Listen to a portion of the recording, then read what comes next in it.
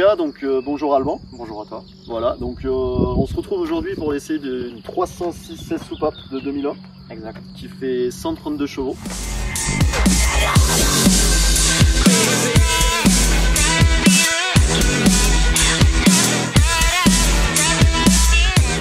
On est sur une 306 dans de 2001. Exactement. Donc avec la finition XT. Ouais, le pack premium de l'époque. Voilà, donc avec cette finition, tu peux nous dire qu'est-ce qu'il y a de plus qu'une 306 de base? Alors à l'intérieur, l'intérieur, on retrouve le même dans les 206 plus tard.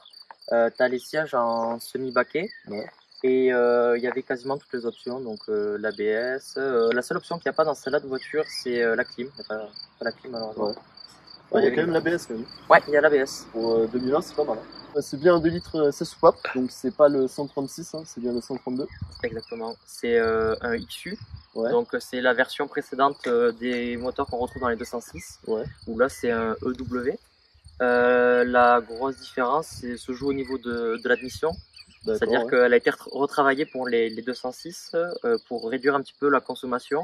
Ça déplace un peu la plage de puissance, mais après ça reste grossièrement la même chose. Ouais. Voilà. Est-ce que tu saurais nous dire la différence entre ce S16 celui-là et celui le gros là qui fait 167 chevaux? Bah, c'est pas du tout, pas du tout la même chose. Les pistons font pas le même diamètre, ouais. C'est pas la même course. Il y a une plus grosse admission, parce que là c'est petit. D'ailleurs, l'amélioration typique de ce moteur, c'est d'arriver à avoir une admission de 206 RC. C'est le plénum qui est plus gros, avec pour un débit d'air plus important. Voilà. Après, il y a aussi les injecteurs qui changent. Et là, ils sont petits, ils sont quasiment au max d'origine. Sur les autres, ils sont plus gros. Ouais.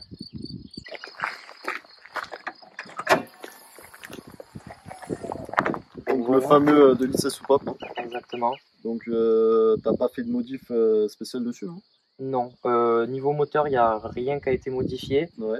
J'ai changé les injecteurs récemment, j'ai remis les mêmes. Ouais. C'est un peu plus de faire une reprogrammation. Il y a même encore la boîte air d'origine, avec le filtre air d'origine. Non, j'ai rien touché.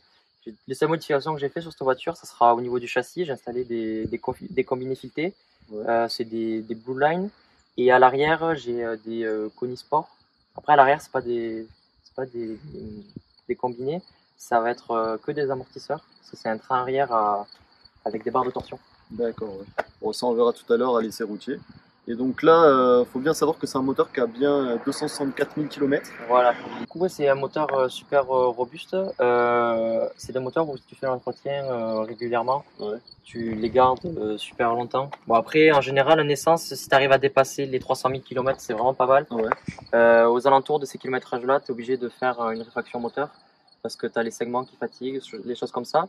Après, la maladie typique, c'est les cylindres qui ont tendance à s'ovaliser.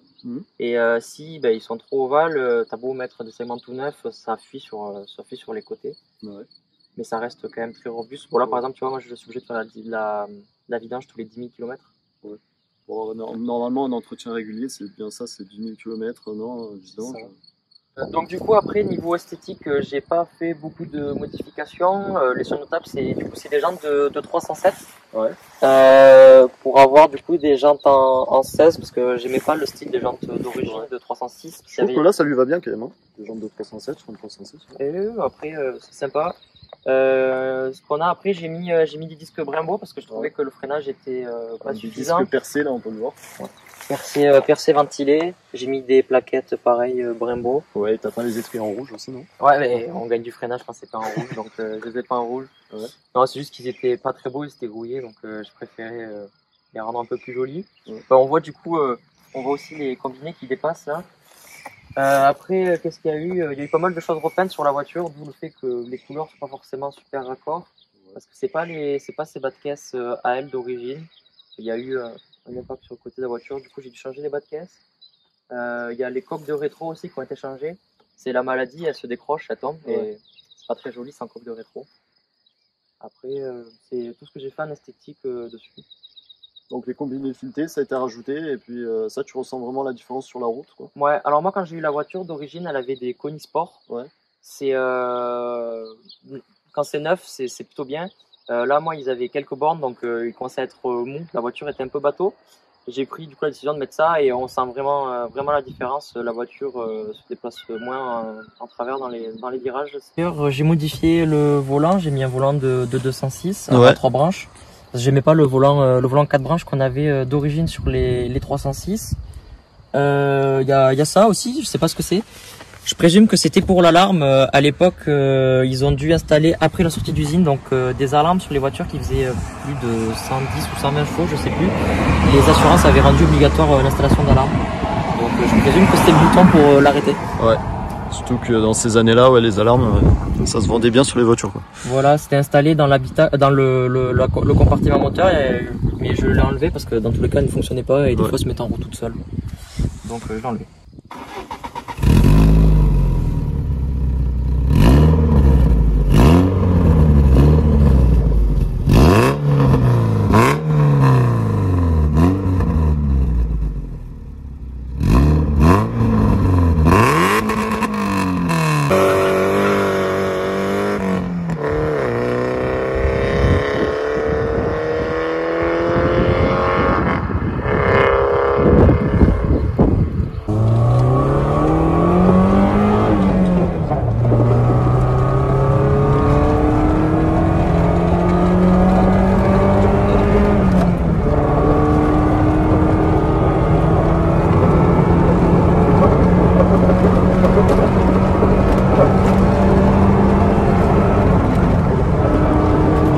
La rigidité du châssis avec les... Ouais, ça c'est l'avantage, l'inconvénient et l'avantage des combinés.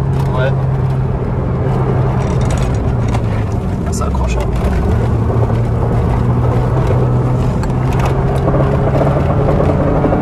Et l'avantage c'est que tu gagnes en excessivité, c'est-à-dire que quand tu commences à vouloir attaquer le virage, elle n'a pas tendance à se déplacer à plat. C'est ça, ouais. Après sur ces tractions là, il faut essayer de toujours garder un petit filet dans les virages parce que vu qu'il n'y a pas d'autobloc, ça aide à tenir un peu dans le virage. Mais après il faut le dire que tu n'es pas au maximum du châssis parce qu'à l'avant tu as des pneus neige du coup. Voilà, là j'ai des pneus neige à l'avant et ils sont un peu fatigués. Donc,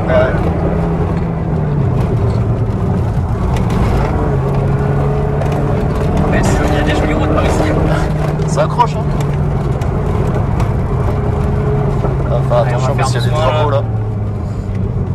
Ouais, on peut en profiter. Du coup, après, j'ai fait quelques modifications aussi. J'ai installé des manomètres. Ouais. Ah, donc, en plus, ça s'allume, ouais. C'est ça. Il y en a, c'est pour donc la température d'huile. Ouais. Ça permet de savoir si jamais soit ça chauffe trop et de savoir à partir de quand la voiture est chaude pour pas trop la frustrer à froid. Ça, c'est pour la pression d'huile. Donc ça varie en fonction du régime du moteur. Ouais.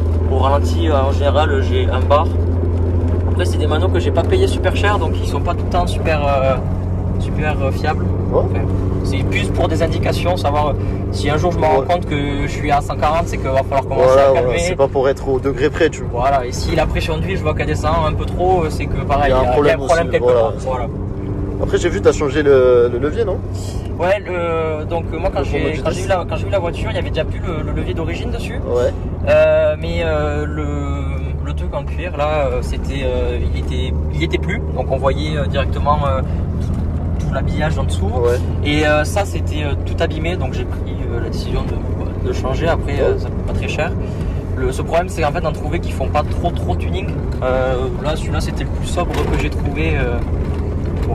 Oh, j'ai mis ça. Je pense que la prise en main elle doit être pas mal, ouais. Ouais, c'est pas mal en vrai. Ouais. Après, le problème c'est que le dessus là, il a tendance à chauffer vachement en été, donc c'est chaud. J'imagine, ouais. Mais après, chez Kiana, ils ont des pommeaux en métal. Donc ouais, ça reste pas pire que les pommeaux. Ouais, voilà, je me dis que finalement, j'ai peut-être un petit peu de chance. Bon bien, on va dire. Et après, ça fait une mirure. Ah oui. C'est vrai que les freins, on n'en parle pas souvent, mais. Moi, c'est la première chose que j'ai modifiée sur cette voiture parce que les freins d'origine qu'il y avait, c'était plus des ralentisseurs que des freins. Ouais. Et je me sentais pas vraiment en sécurité quand tu commences à freiner, que la voiture s'arrête quand tu as l'envie, ça me plaisait pas trop. Après, ceux-là de freins sont très bien. L'inconvénient, c'est que d'origine, ils ont mis des disques un peu petits.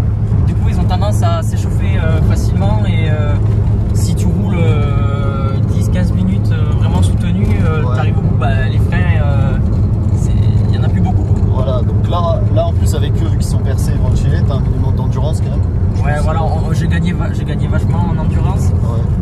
après j'avais pas mis ceux-là au début, j'avais pas mis des Brembo. J'ai essayé les Ridex parce que bah, c'était pas très cher, donc j'ai dit ça vaut le coup d'essayer.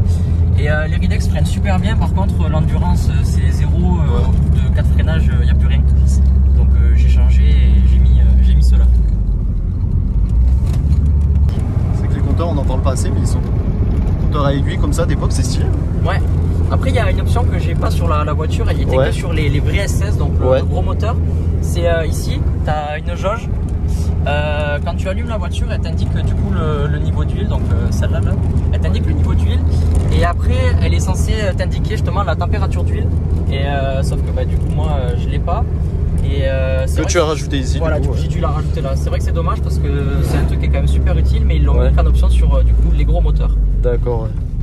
Et il faut dire qu'au niveau consommation, du coup, ça boit un peu, j'imagine. Le problème de l'Atmo en 2 litres, là en conduite soft, je suis sur du 10 litres. J'ai jamais réussi à faire en dessous des 9 litres. Ah oui, même en faisant doucement, la départementale en 5, jamais fait en dessous des 9. Et après en conduite un peu dynamique, je monte à 13-14 litres. Ouais, ça commence à boire un petit peu. Ouais. Voilà, en plus le réservoir est pas très grand, il fait 45 litres. Ah, okay. La jauge d'essence, c'était une jauge d'époque, donc elle est plus indicative qu'autre chose. Donc j'évite d'aller en réserve. Donc tu fais en général avec un plein, je fais 400 bornes quoi, grand max. Ouais, quand même, c'est voilà. C'est que ça boit ces voitures. Hein. C'est ça.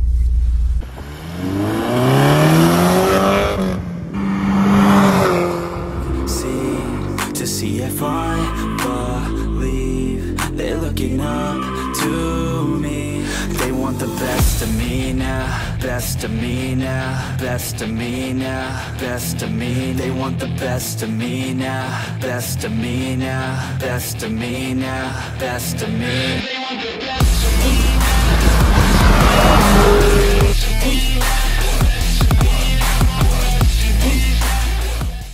Bon voilà, merci les gars d'avoir regardé cette vidéo. Donc on remercie Alban pour nous avoir présenté ce magnifique 306. Avec grand plaisir.